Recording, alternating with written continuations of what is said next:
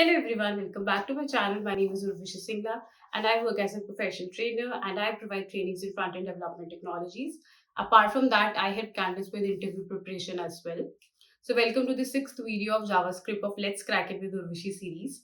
So in today's video, we are going to talk about conditional statement, that is if, else, as if, switch case. Even if you are coming from a different background, let's say you're coming from Java, C++, C Sharp, uh, Python. This is one of the programming fundamental concept we have in every programming language, that is conditional statement. So you can go through this video even if you're not an aspiring front-end developer or you're not coming from a front-end development background. As a developer, this video will help you to understand that very basic concept and yet very important concept. And we will see how we can use comparison and logical operators in if-else conditions. So before we go to the video, don't forget to check out my front-end development interview preparation material, and I've added a description below. So do check that out. Now let's get to the video. Hello everyone. In today's video, we are going to start with conditional statements in JavaScript. Conditional statements are used to perform different actions based on different conditions. That means there are going to be some statements, there are going to be some condition on which we are going to apply these conditional statements. For example, let's say I'm entering my data inside a login form. So I'm entering my name, my password. So when I'm logging in, my data, the data I'm entering will be matched with the data that I have in my database. So at that time, matching that data, we need some conditional statements. That means there will be some checks, some conditions. Based on that, we are going to proceed further in our code. We are going to make particular action, perform some task based on those conditions. So to achieve this, we have these very conditional statements, that is if, else, else if, and switch. So we are going to use them one by one. So let's get to Visual Studio Code. Here I have HTML file and I have attached external JS file. So very first statement we have is if. So firstly we write, let's say first name. So let's consider some variable. First name is equal to Elena. And here I'm going to say if first name is triple equal to Elena. I'm checking the condition. If it's equal, then I'm going to say console.log of first name. So here, this is what we call a statement. And on this statement, I've applied some condition, that is if. So whatever we have in this condition, this round braces of if is basically going to be the true or false value. That means if it's true value, then it will go inside this curly braces. If it's a false value, it will never go inside this curly braces. That means this block of code will only be executed if it's a true value. And that true value means this condition is true or not. For now, in this case, it's true. So ideally, it should go inside this block of code and execute it. Let's see the output. So we'll go to inspect, we'll go to console. And here I can see Elena. That means my output is absolutely correct.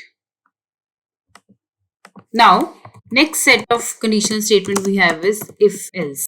That means if part is going to be exactly same. Now there is one block of code will be included, that is else. And we cannot write anything between if and else. That means they come in pair. So if you're writing if immediately, if you want to write else, you have to write it immediately. Otherwise, you cannot put any statement between if and else. So here this basically means if part is not executed, that means if this condition is false, then else part will always execute it in this case. So I will just say if this is false, if part is not executed, then I will just say console.log of incorrect name. That means if this part turned out to be false, then else part will be executed. If this part is true, then this part will be executed. So this is how this if else condition works. Now let's see the output. Let me just change some value here. Let's say A. Now if I refresh, in this case, incorrect name. This part will be executed. Now, next type we have is else if. Now in if else, basically either this part is executed or this part is executed. But in else if, let's say I have one more condition in between. So I will just say if, then else if In this, I'm going to write another condition, and then lastly, I can have else. So let's say I'll just say, let me just consider some variable. Let's say var x equal to 20. So I will just say x equal to 20. Then console.log of x. If x triple equal to 30, then console.log of x. Else x. So this is how we are going to display the data. That means if x is equal to 20, that means if this condition is true, then execute this part.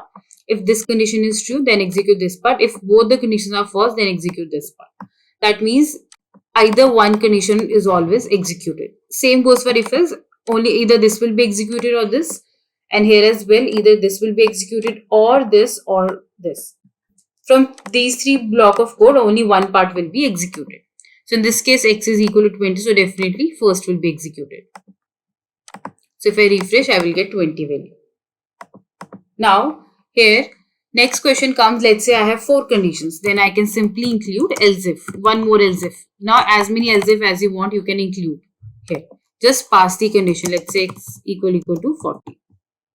So I can simply pass as many conditions as I want over here. I can in fact add logical operator as well. Let's say I want to say and first name equal to Elena.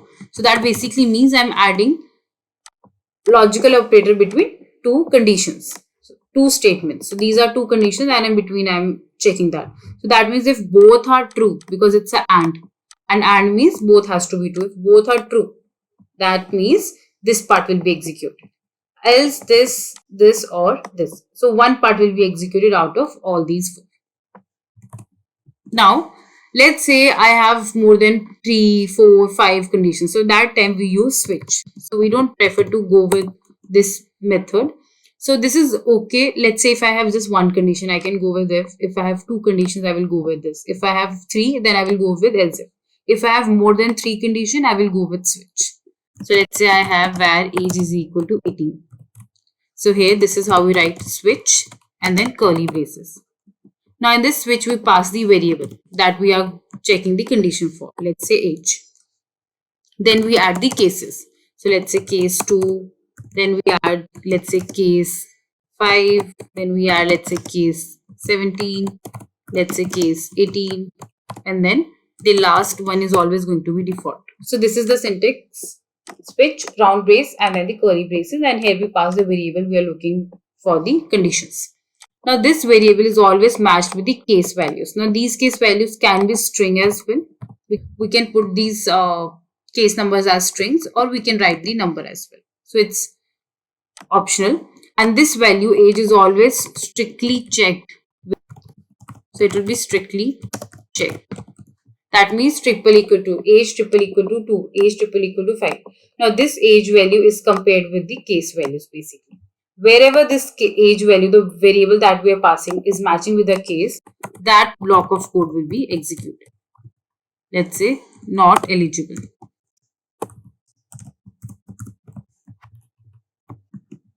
Here it will be eligible. And this is going to be my default case. So default case is exactly what your else do. If any of the part is not going to execute, then else is always executed. This is similar to what your if else if is. So if that means if this condition, either this or this, that means one condition will be executed, and default is similar to what your else part do. So it will go to each case till you get the correct case. The moment you will get the correct case, it comes outside. So here let me add some different condition. Let's say age is lesser than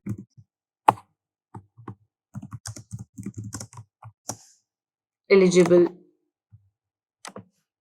age. So I'm just adding some random statements over here. we can skip one case. Let me just skip this one. So let's just add 2, 5, 18, and default. These are the cases. Now let's execute this. So if I refresh, I will get eligible and default. So right now, I got two results. Eligible, that is because age is 18, this one, and default, which is correct, but I got two outputs, eligible and default. Eventually, I should receive only one output. So to handle this, we just add the break statements. So in switch, break statements are very important. Definitely, we'll study in detail about break and continue statements. For now, these break statements are basically going to allow us to break our code whenever we get the correct output. That means, let's say it will come to case 2, it is not matched. So this will not be executed. It will come to case 5. Then this part will also not be executed. Then it will come to case 18, which here the value is matched. Then this part will be executed, and the moment it will see break, it will come out of the switch case. So if I refresh, now I will get the eligible only. That means my output is correct now. So this is how your switch case is executed. So this is how we can use conditional statements in JavaScript.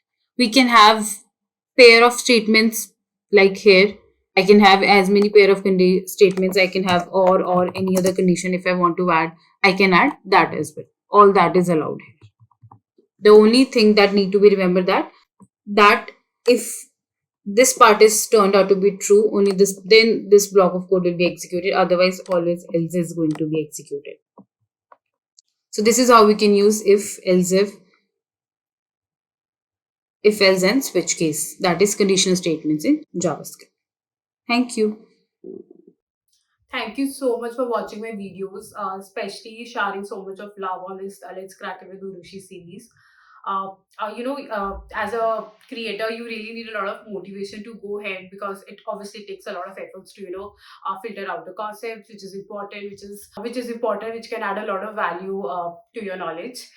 So this is the main idea of creating the series. Like I said earlier, is for inspiring developers and the working professionals, so they can learn everything for almost free. So you really don't have to pay hefty amount of lakhs or thousands of money for learning something which is your passion. Maybe if you want to go into IT, this series will definitely help you out. So I just want to say thank you, and if you really like my content, if you think my content is useful, don't forget to like, subscribe, and share my channel. Do share it with all the people you feel really need to learn, even not just the front end developers or web developers. The core concepts that I've covered, like loops, if else, all those will help you out, as even if you're working with other technology like Java, Python. Even in that case, these core concepts will help you to these videos will help you to understand those programming fundamentals, core concept. So I just want to say thank you, and do watch my videos in future. So a lot of different type of content is coming up in future. Maybe something related to interview as well.